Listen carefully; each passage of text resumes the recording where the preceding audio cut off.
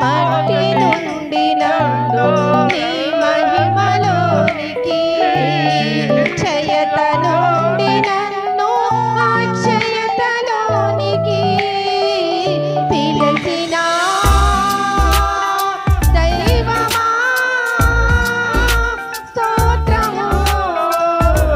నా యేసయ్యా పిలిచిన